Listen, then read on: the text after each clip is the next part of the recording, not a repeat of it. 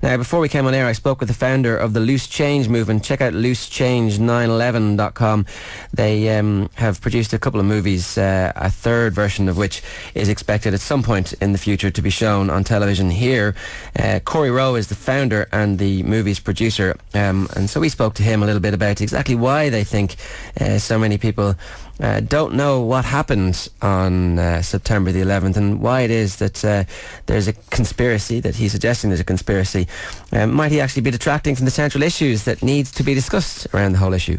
First off, if you believe in the official theory of 9/11, then you do believe in a conspiracy theory. You believe that 19 Arabs conspired to attack the United States, and that is a theory because there's many problems with it, and as history advances and people continue to research the subject, they continue to find new evidence that points to other means of the attacks behind September 11th. And of course, we're not deterring anything. In my eyes, we're only helping things. We're only helping the world wake up from this haze that we're in, where we believe everything that's on CNN, we believe everything that's on BBC, and we live in this American Idol haze of just complacency of what our government does. And we have a serious problem, not to mention the fact that we've invaded two sovereign nations, myself included, who was in the Army and invaded Afghanistan and invaded Iraq. I was over there, and I was part of these missions that killed innocent civilians.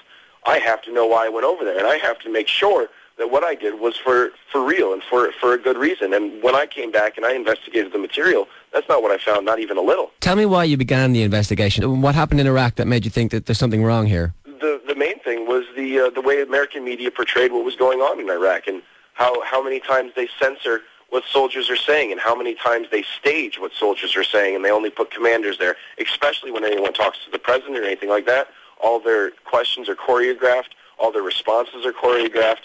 I mean, it's just, everything is just such a dog and pony show that it's like, what is really going on here? I mean, I went on missions with CNN to try to find Al-Qaeda on the Pakistan-Afghanistan border, and when we got there, there was nothing there. But we shot off rounds, and we blew up stuff for the cameras, and we made a big show, and we fought terrorism on the border. I mean, and when I came back and I saw how the American public was responding to what they were seeing on the news and how the war was being portrayed, it then led me to the fact that what if this isn't all right? And I mean, coupled along with Dylan and his investigation into 9/11 and his suspicions about the World Trade Center demolition and whatnot, we began to formulate some ideas, and it's gotten to us where we are today. Who exactly is funding you? Because it must be quite difficult to spend time sifting through various information to talk to people in a way that they're going to actually believe that that you're serious about what you're doing. That requires funding, and that requires the ability to dedicate yourself to it entirely. It does, absolutely, and luckily enough, we're now able to sell DVDs and sell merchandise to employ ourselves. I mean, we never set out and intended to make this huge movie that's huge controversy. It was supposed to be a little movie just to show people what we thought about 9/11. Instead of talking to them about it for 4 hours, we just showed them a movie. We put it on the internet, and luckily enough, we caught the wave of YouTube just at the crest of the breaking point for this new wave of information and the way the internet's working today, and we were able to really reach out. And at first, attract our peers because of the catchy, the catchy graphics and the catchy music and the hip hop and whatnot. And I mean, we're able to grab our peers and then grab the Vietnam peace movement and then grab other 9/11 truth movement people. And before long, we just steamrolled this into such a movement that we've now held rallies in cities all over the world. Tell me exactly what you think happened on September the 11th.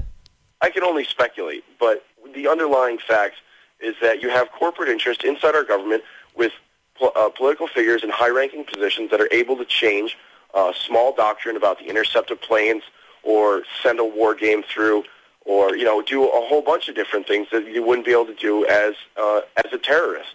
And this was the bureaucratic way of getting it through the system.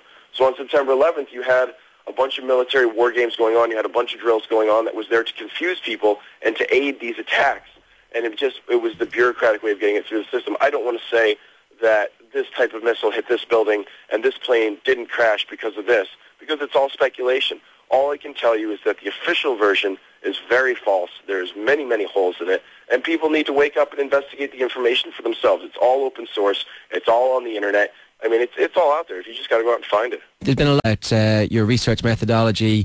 Are you concerned about the fact that people are focused on the methodology at the moment, or do you hope eventually that you're going to have... Right now we're in the works of making Loose Change Final Cut. We have theatrical distribution set up for the entire world, It will be viewed everywhere. It will be the biggest movie ever, and it's going to change the world. I mean, it's beginning an organic change that is going to force an independent investigation and the trial of the real criminals behind 9/11. What do you say to those people who just don't believe what you're doing and who just don't actually accept that? Well, I'd say to those people that you either need to wake up, or they're just so far gone and so far brainwashed into the society that they think that they're living in. The underlying fact is the official story of 9/11 is a lie. There's no question.